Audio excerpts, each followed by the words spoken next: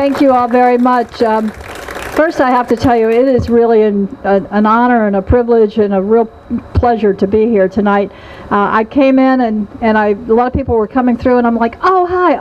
I said, all my old friends, and then I thought, well, that wasn't the right term. I didn't mean old like old. It's just a lot of wonderful, dear people, and you were there for me when I ran for office, when I was in office, and I thank you for that. And it's nice to be back tonight to support Chris.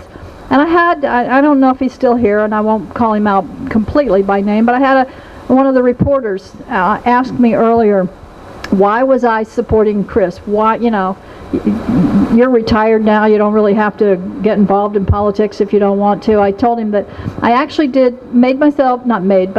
promised myself that I was only going to do 2 events for candidates this year. And because I'm busy, don't ask me what I'm doing. I have 4 grandchildren, and you know what it's like when you're retired. You wonder how you ever had time to work in the first place. But I'm busy, and so I actually was at a fundraiser Monday night. A young man named Michael Rell, and he's on the town council in Wethersfield. So yes, I promised I'd do a fundraiser for them. But the second one that I said that I would do was for Chris, and I make it a point only to really commit myself, if you will, because like I said, I'm busy and I'm on the go a lot, to support those people that I know and trust, and I know that they can do a good job. Many of you know that Chris used to work for me. He was the director of my Bridgeport office. He's probably glad he's not there now, but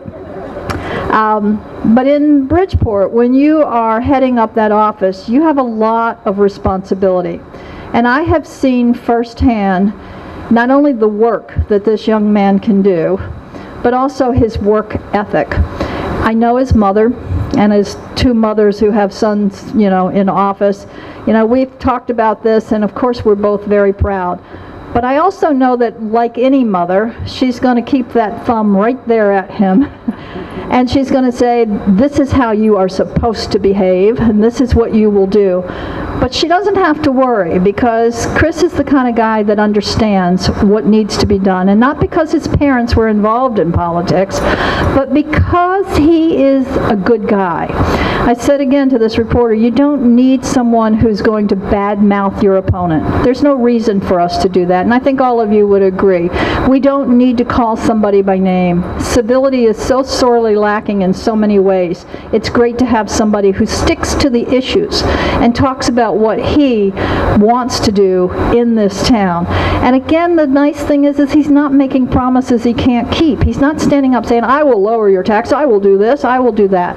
What he has said, and what I respect, is this is what I want to do, and this is how I hope we can accomplish it with your help. That's the kind of leader you want representing you, and that's why I'm here supporting him tonight. But I want to just throw out to you just what Mike Fideli just said.